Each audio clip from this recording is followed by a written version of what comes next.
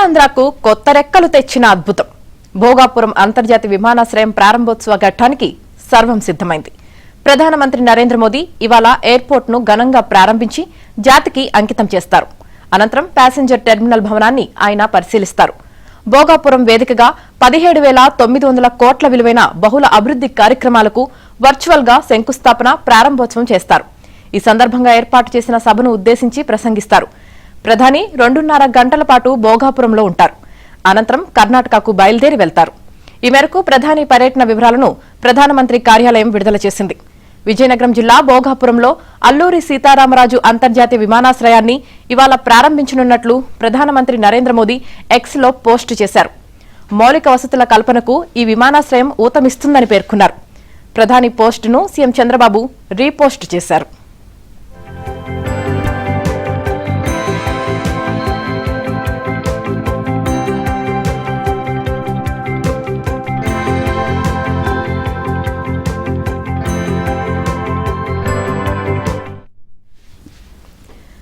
ప్రధాని మోదీ ఉదయం ఢిల్లీ నుంచి ప్రత్యేక విమానంలో భోగాపురం ఎయిర్పోర్టులో దిగుతారు. గవర్నర్ అబ్దుల్ నజీర్, సీఎం చంద్రబాబుతో పాటు కేంద్ర మంత్రులు, రాష్ట మంత్రులు స్వాగతం పలుకుతారు. అనంతరం ఓపెన్ టాప్ జీప్ లో మోదీ టెర్మినల్ కు చేరుకుంటారు. అక్కడ 13,000 మంది బాలికలు థీమ్సా నృత్యం, 200 మంది విద్యార్థినుల కూచిపూడి నృత్యంతో స్వాగతం పలుకుతారు. అక్కడి నుంచి ఓపెన్ టాప్ జీప్ లో సభా వేదిక వద్దకు చేరుకుంటారు. ఆ తర్వాత అక్కడ ప్రారంభోత్సవ కార్యక్రమాలు, ప్రసంగాలు కొనసాగుతాయి.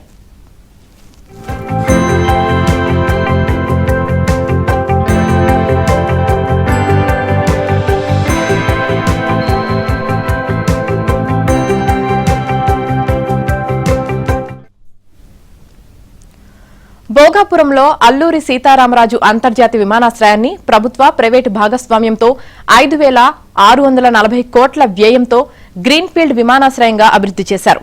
ఏటా 60 లక్షల మంది ప్రయాణికులు రాకపోకలు సాగించేలా దీనిని నిర్మించారు. ఆధునికమైన, నిరాటంకమైన, సమర్థవంతమైన ప్రయాణ అనుభవాన్ని అందించడం లక్ష్యంగా ప్రయాణికుల టెర్మినల్ భవనం రూపుదిద్దుకుంది. కార్యకలాపాల సామర్థ్యాన్ని పెంచేలా, భవిష్యత్తు విమానయాన అవసరాలను తీర్చేలా మౌలిక వసతులు, సాంకేతిక పరిజ్ఞానం, పర్యావరణ హిత సౌకర్యాలను విమానాశ్రయంలో ఏర్పాటు చేశారు. కృత్రిమ మేధ, building information modelling, air side 4.0 సాంకేతిక పరిజ్ఞానం, airport predictive operations centre, biometric passenger processing, automated baggage handling వ్యవస్థలు, ఇంటెలిజెంట్ ఆపరేషనల్ మానిటరింగ్ సొల్యూషన్స్ లాంటి అధునాతన సాంకేతిక పరిజ్ఞానాలను ఏర్పాటు చేశారు.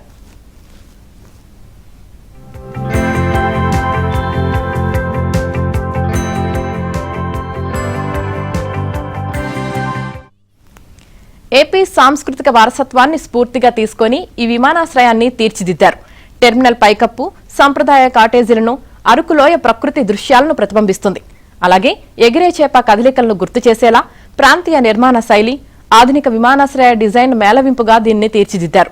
ఏపీలో పర్యాటకం, వాణిజ్యం, పెట్టుబడులు, ఉపాధి కల్పనకు ఈ విమానాశ్రయం గణనీయమైన రీతిలో ప్రోత్సాహమిస్తుందని, ఈ ప్రాంతంతో విమానయాన అనుసంధానాన్ని బలోపేతం చేస్తుందని భావిస్తున్నారు.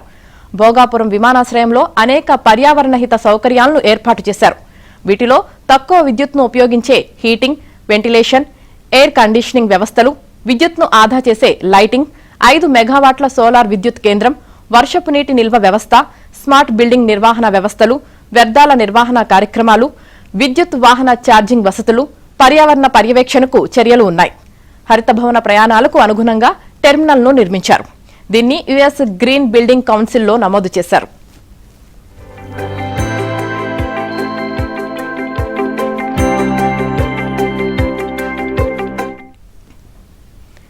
ఇక ఎయిర్పోర్ట్ ప్రారంభోత్సవ కార్యక్రమానికి సుమారు 2,10,000 మంది రానున్నట్లు అధికారులు అంచనా వేశారు.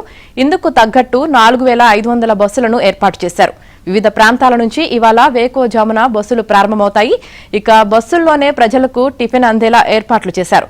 మధ్యాహ్నం సభ ముగిసిన తర్వాత భోజన పొట్లాలు అందిస్తారు. భోజన సరఫరా పనులను ఏజెన్సీలకు అప్పగించారు. మరోవైపు మండలాలు, నియోజకవర్గాలు, డివిజన్లు, జిల్లాల వారీగా క్లస్టర్లను విభజించి అధికారులు, సిబ్బందికి బాధ్యతలు అప్పగించారు. విమానాశ్రయం సమీపంలో 10 చోట్ల పార్కింగ్ స్థలాలను ఏర్పాటు చేశారు. డీజీపీ హరీష్ కుమార్ గుప్తా నేతృత్వంలో ఉత్తరాంధ్రకు చెందిన ఎస్పీలు, డీఐజీ స్థాయి అధికారులు బందోబస్తును పర్యవేక్షిస్తున్నారు.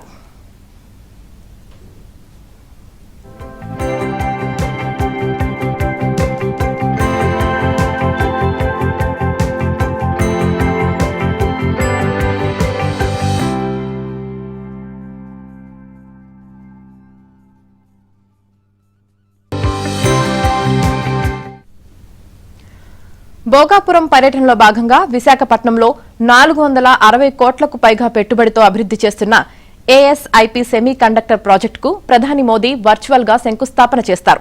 దీనిని కొరియా రిపబ్లిక్ కు చెందిన ఏపీఏసీటీ భాగస్వామ్యంతో ఏఎస్ఐపి టెక్నాలజీస్ ప్రైవేట్ లిమిటెడ్ అభివృద్ది చేస్తోంది.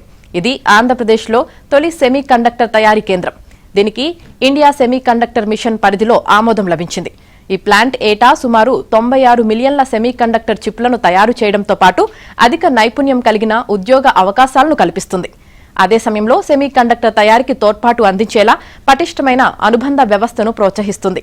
Kurnool renewable energy zone phase 3 ఏకీకరణ కోసం ఏర్పాటు చేసే సరఫరా వ్యవస్థకు ప్రధాని శంకుస్థాపన చేస్తారు.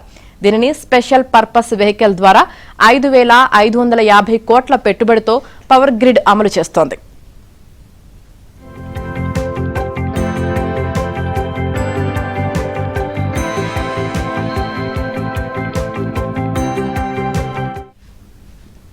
ఇక 3,550 కోట్ల వ్యయంతో నిర్మించే కర్నూలు పవన విద్యుత్ జోన్, సౌర విద్యుత్ zone part A, part B transmission వ్యవస్థను ప్రధాని మోదీ ప్రారంభిస్తారు.